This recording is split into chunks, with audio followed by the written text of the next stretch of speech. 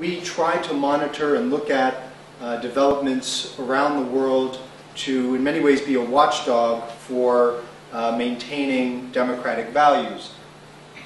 We can go to the next slide. Thought I'd just start with a few ideas that help explain the ways in which Freedom House looks at democracy and democratic development. Part of what we do in our annual evaluations of press freedom and political rights and civil liberties is to provide some sort of a framework for understanding how countries are performing. And in fact, we look at all of the world's countries when we do our evaluations, over 190 in total. We also look at a number of disputed territories. And in each case, we look at critical dimensions of democratic development. And many people will debate our findings, many people will have their own opinions on them, and we welcome that. And part of our goal is to have debate on these issues and to have some sort of grounded point of view where you can argue with it, agree with it, disagree with it. So we think it's important to provide some sort of context and measurement for thinking about these issues. What is more or less democratic? If you read the newspapers, it's possible to see any number of assertions of democratic performance.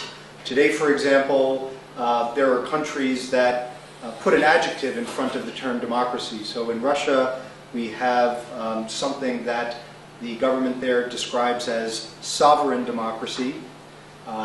In countries like Venezuela, you have Bolivarian democracy or something of this sort. In other countries, you have arguments for special kinds of democratic development.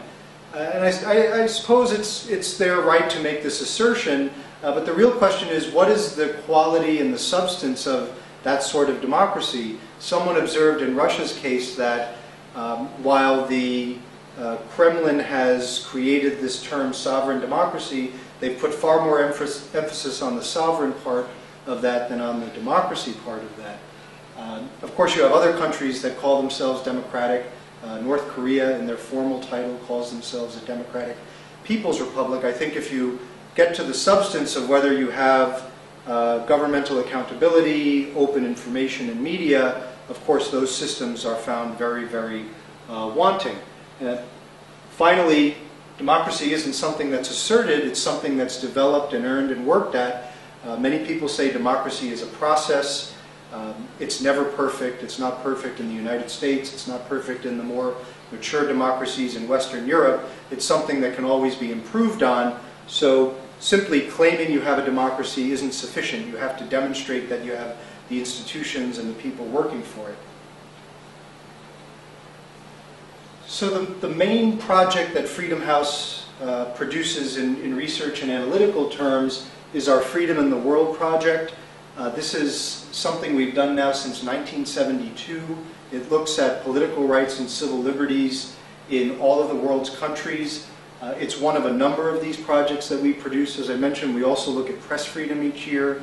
We have another project called Countries at the Crossroads that looks at 70 countries that we believe are particularly important at how their governments are fulfilling their obligations in basic governance terms. We have another project that looks specifically at the countries of the former Soviet space in Central and Eastern Europe. And we have something that we just started as a pilot project earlier this year that looks specifically at internet freedom. That was a 15-country pilot project. We think it's very, very important. We're looking to develop that. This year we're going to look at a few more countries. So we have a number of different tools that we're using to look at different aspects of freedom and democratic development. But Freedom in the World is, I think, far and away the best known project we produce. In fact, this was the project that we released publicly in Taiwan this January. A colleague and I were there in the middle of January. We were both in Taipei and in Kaohsiung, focusing both on global developments, sharing the releases publicly, and also taking a closer look at developments in Asia. It was something I think that got quite a bit of attention in the news media there earlier in the year. The basic framework we use to make these evaluations comes from the Universal Declaration of Human Rights. We look at freedom in its totality, the degree to which all the actors who should be participating in society are able to do so to enjoy their freedoms. We have both analytical reports and numerical evaluations of 193 countries in all, and then 15 territories that are in one fashion or another in dispute. It ranges from territories like Nagorno-Karabakh in the former Soviet Union to Tibet is included in that group, so we actually do a separate evaluation there. Taiwan is evaluated as a country in our report, and maybe we'll take a look at the map we produce later in the presentation to show how the breakdown works out.